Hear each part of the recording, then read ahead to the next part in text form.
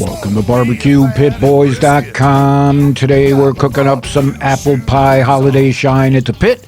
And it's real easy to do. That's right, some holiday shine, and it's easy to do. You gotta check this out. All right, to get going, you're gonna need 1 gallon of apple cider, right? Get it fresh if you can. We're fortunate. We got a fruit orchard just up the road, so we got some fresh apple cider. Now, you're gonna need some apple juice. It's refined apple cider, right? In a way. So we're going to add this to the pot. Simple so far.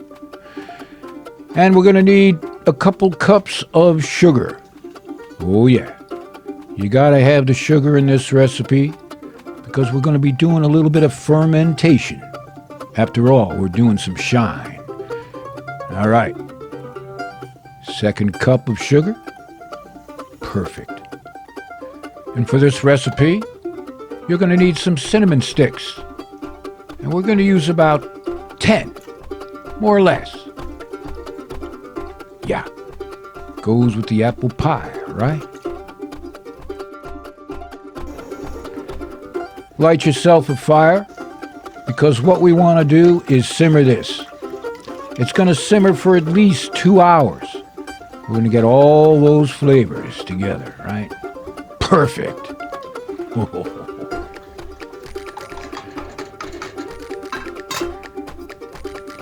All right, in a miracle of time, 2 hours has gone by. We've cooled down the pot. And now let's put in the magic. This here is 100% grain alcohol. It's 95% ABV, right? Or 190 U.S. proof. About 750 milliliters. Pure firewater. You don't want to get a flame anywhere near this, or you'll have more than the food police coming at you. Oh, man. All right. Mix it well. And now to the apple part. Get yourself some good fresh apples. Needless to say, right? You can hear how crisp these are. Just came out of the orchard. Maybe a couple days ago. It's not one of those store-bought apples that have been refrigerated.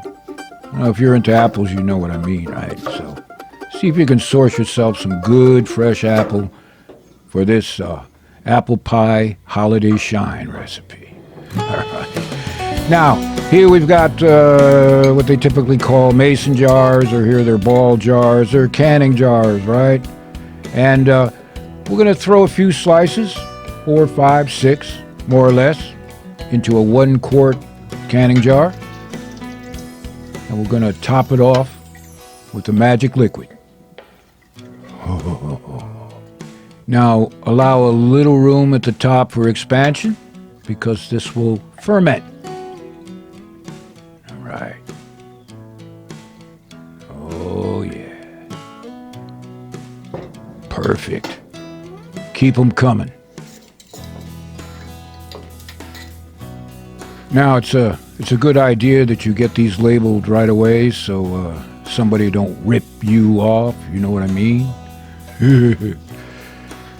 Somebody get a hold of these and they'll be running these all up and down the East Coast. Now they know who it is. Keep them coming. Oh, a slow, simple process for a little bit of that shine.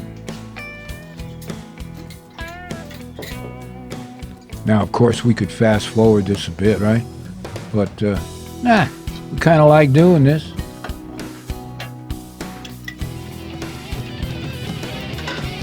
All right. We've got them bottled. Put the covers on. And we're going to refrigerate these for 2 or 3 weeks. You don't want to leave them out on the windowsill, because these will ferment, and then you're going to have yourself an incendiary problem. No. Keep them slightly chilled 2 or 3 weeks. But guess what? You don't have to wait 2 or 3 weeks. You can go right at it right away. In fact, slightly warmed. Perfect around a holiday fire. Right? Oh, man. It is good. But best let them wait 2 or 3 weeks. The flavors will come together. The alcohol content will go up with that apple in there. But in the meantime, how about this? Set yourself up a few shots or a few more. If you can't smell that, you're on the wrong damn channel. So to get the recipe, head on over to our website. And of course, we appreciate your support. Start a chapter while you're there. And always remember this. The next time you're looking for a recipe for your pit, check out BBQPitBoys.com.